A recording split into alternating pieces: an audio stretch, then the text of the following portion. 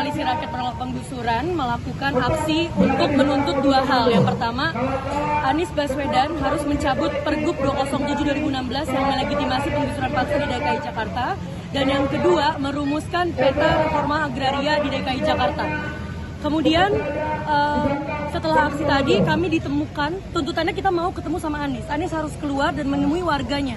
Karena apa? Komitmennya dari awal, dia punya janji politik untuk membangun tanpa menggusur.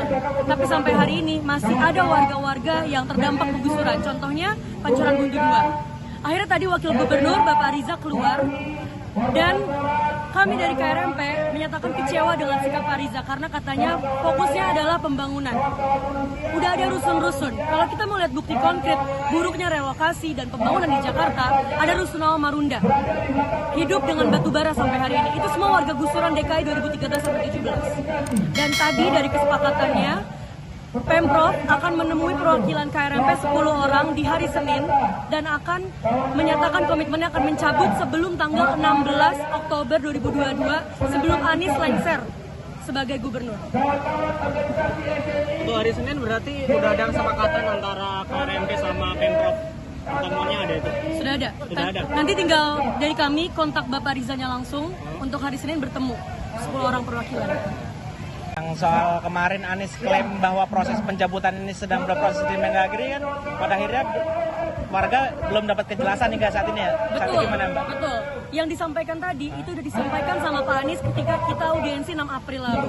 Kita audiensi 6 April, kemudian sampai 6 Juni kita nggak dapat informasi apa-apa, kita suratin tindak lanjutnya seperti apa. Sampai hari ini kita nggak ada berbalas apapun. Sampai akhirnya pihak Biro Hukum menyampaikan di berita bahwa Pergubnya nggak bisa dicabut di tahun ini, harus tahun depan karena dia nggak masuk ke Propam Pergub. Anies ngomong tanggal 25 Agustus lewat media.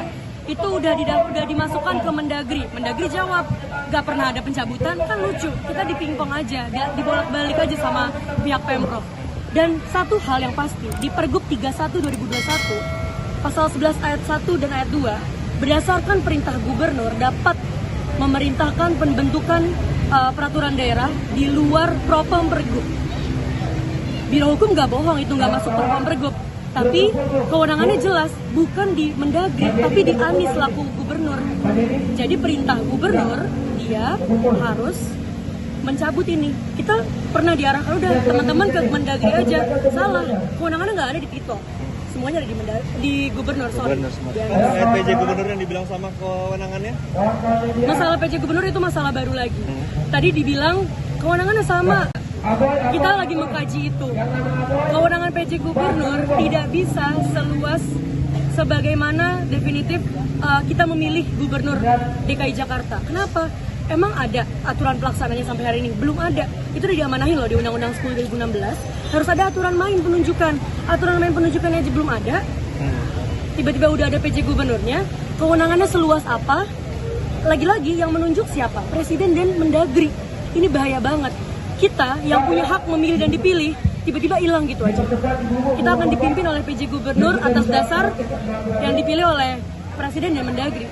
Kewenangannya sebagai apa? Nggak sama gubernur yang kita pilih melalui bilik suara. Itu beda.